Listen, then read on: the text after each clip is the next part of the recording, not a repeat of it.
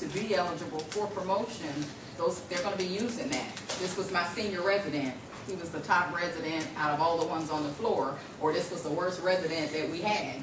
He almost flunked out of the program. I mean, those things will be being added up. But that's not payback time, so it's not retirement time, it's just free time. So, yes ma'am. I'm a senior. How would I go about starting to apply to the program, the HPSC program? What would I do, or would I look? Well, you would tell me who you are, and we would change information. I have cards, and we would get together after this. Okay. How far ahead of time should you start applying? Like, since you said it takes 2 or 3 months? Well, I mean, it depends on where you all are in school. So if by the time you get into your senior year, you should be looking at doing the program, because next year you'll be getting ready to go to medical school. And so medical school is quite expensive. Prior to going, you want to be doing the program. You want to be filling it out in advance. You don't have to have an acceptance letter to medical school to put in an application, but as early as 6 months prior to graduation, you could be doing an application. If you get a civilian deferment for either residency or a fellowship, is it a 1-for-1 or 1-for-2 payback? If you get a civilian deferment. Like, say you don't do your residency at a military hospital, or you don't do your fellowship at a military hospital or training facility. It would depend on why you're not doing it, because the preference is to do it in a military hospital. I said in rare occasions the military may send you to one, and there are a few things, like I think it's urology and a couple other things that the military may not have those residency programs where they send you out. But it's not an option to just decide to find one in the civilian community and, oh no, I want to do it over there. That's not really an option. I was looking at the residencies at the military hospitals and the fellowships earlier online. I noticed something like they don't have specific integrated surgery programs, but they'll have the general surgery residency program, plus the option to do a fellowship in a civilian hospital. So could you do, like, say, a civilian deferment to integrated surgery of some sort? Yes, see, I'm not a doctor, so, and that's kind of a complex question. But if the military does not have something, and they allow you to go out into the civilian community to do it, then they'll pay you while you're going, if they're sending you. Anytime the military sends you somewhere, they're going to foot the bill. Now, if you take it upon yourself to go and do something that they're not sending you to, then that's your independent ops and you're on your own. So that's different than if the military is sending you to something because they don't have it available. But if you give me your information about your integrated program, what it is exactly you're asking, I will find out that information and I'll call you back. All right. With that information. Okay. Yes, sir. I know the Navy's got a lot of ships. How many physicians actually practice on ships or are deployed for? I don't know how many ships the Navy have no idea. I know the Comfort and the Mercy are the two medical ships that stay pretty much dry dock until a big thing comes up like Katrina, tsunami, and things like that. But as far as the other military vessels that there are, because they are only, it's not like a whole hospital. So that means that the billet would only be 1 or 2 medical people on there. Sometimes there's a independent duty corpsman that goes on a vessel and not an actual physician. So depending on who is going, the size of the vessel, and what billet is required would depend on who go. But because it's an independent type of role, they want the cream of the crop. So a lot of people, it's an honor to be chosen to go to something like that. It looks good on your evaluations and your fitness report to get to go. And so a lot of people ask for those type of assignments, and not everybody has an opportunity to go on those assignments. So a lot of people think if they come into the military that they're going to snatch them up, throw 50 people on a ship, and you're going to be floating around the Atlantic Ocean for your whole, that's not the case.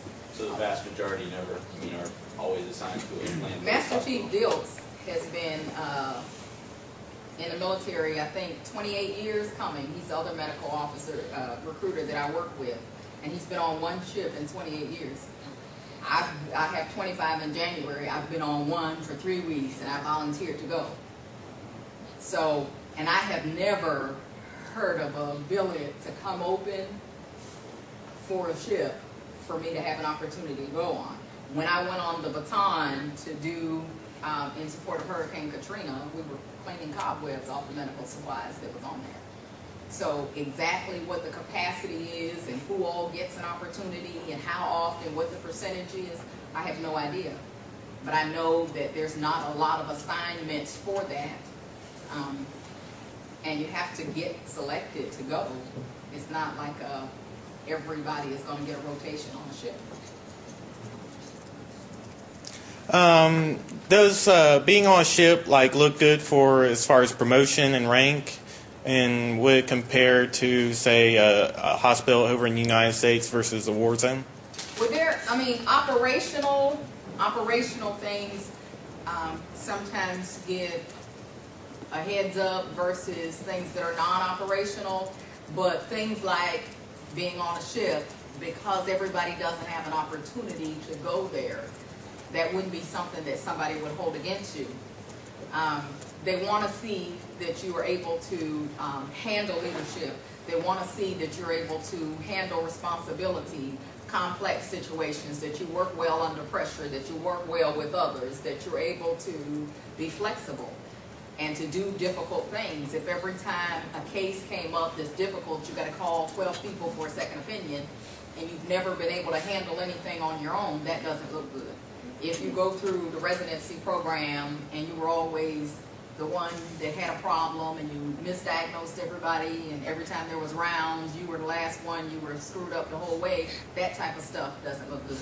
So you always wanting to stay a step ahead and make yourself, whatever, if they ask for 2, you want to give them 3. I mean, you always want to make sure that you've got what they're asking for and that you're learning what your job is. If there's a shortcut, don't necessarily take the shortcut. Make sure that you learn your job. And sometimes you have people that'll fake a set of vital signs, that'll fake something, and it can mean the difference between a diagnosis. So you want to make sure that you have integrity above all else. Like Munchausen's, sort of? Like Munchausen's? No, I'm not talking about that. I'm not talking about when somebody pretends that somebody has an illness that they don't have, or somebody is hurting somebody.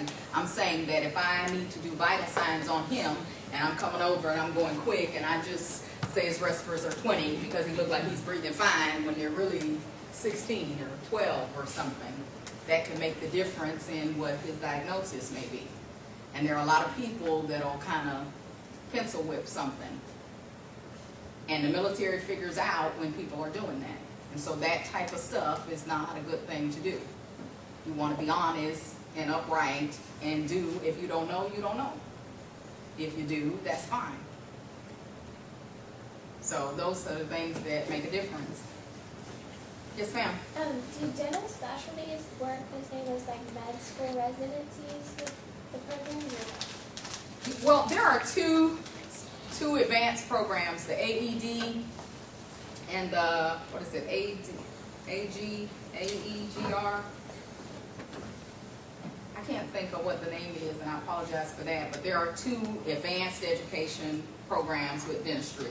And if you're interested in either one of those programs, then when you apply for the program with dentistry, you put in for those programs. One is a surgical-based program, and the other is a clinical-based program. And when you apply for the program, you let us know that you're interested in going to one of those programs, and they'll put an application in at the same time to send you right away to that program. And it just basically is giving you advanced knowledge, advanced training, so that you can be that much more prepared to do independent things if somebody had to send you somewhere an independent role, so that you're able to handle that. But the military encourages you to get advanced training, wherein in the civilian sector you may or may not have that, and then it's extra. The military, if you get picked up for this program, they'll send you on for advanced training.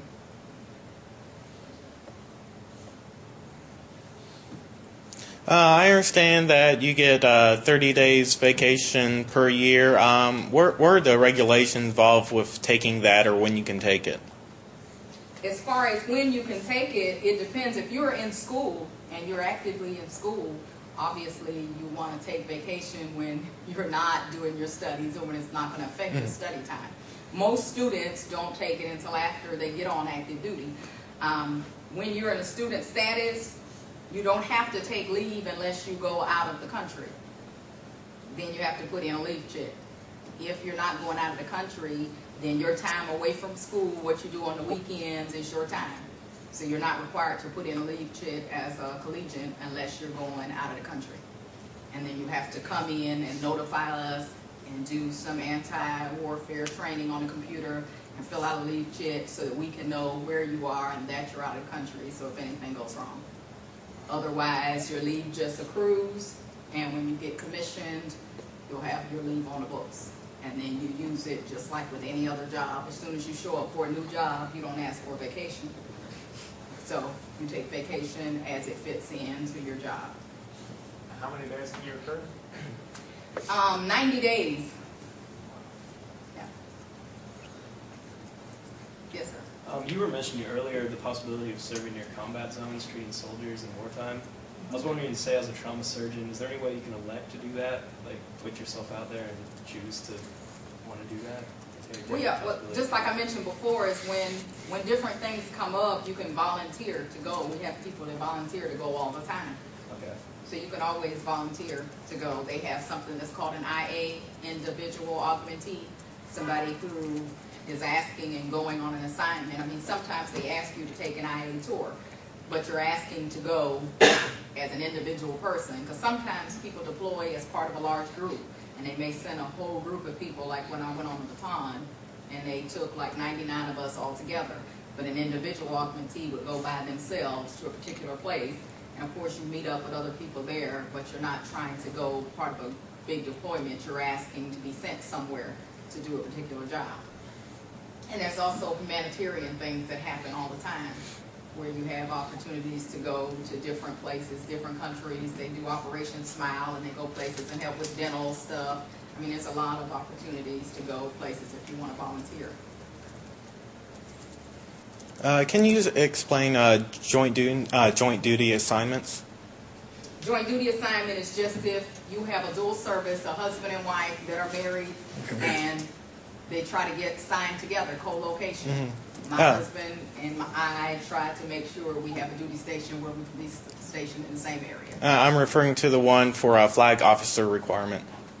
For a flag officer requirement? Yes. You're familiar with it. You tell me. I'm not sure. You do it with another branch of service, like a joint duty assignment, as one of the prerequisites for attaining like the first star or becoming a flag officer. Isn't that correct? I have no idea. I'm not familiar with that. Okay. I was looking at the personnel manual earlier. Are you a flag officer? Are you trying to get assigned somewhere, or you got a spouse that's in another branch of service, or what exactly? No, it was different. It was like a prerequisite to be promoted into the flag ranks. To be promoted into the flag ranks when they come up for promotion. Prerequisite for the flag ranks to be admiral and stuff like that? Yes. Is to be what? Like a joint duty assignment with another branch.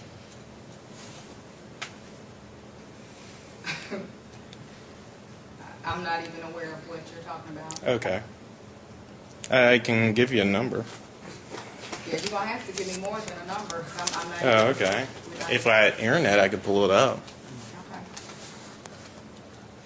Yes, sir. After the 4 years of payback, what percentage of the doctors decide to stay working in the military hospitals and such? It kind of depends. It kind of depends on what people came in for. Some people come into the military for the sole purpose of financial reasons. Maybe I just want to get my loans paid off. Some people come for patriotism. Some people come because my family was in the military, we've all served, and this is what I want to do. And some people don't know what they want to do, and they join the military, and in the process they find themselves and they decide they want to stay. So I don't have any statistics, but I've had several friends over the years, a lot of military people that are in and that have stayed, and I know some that have gotten out.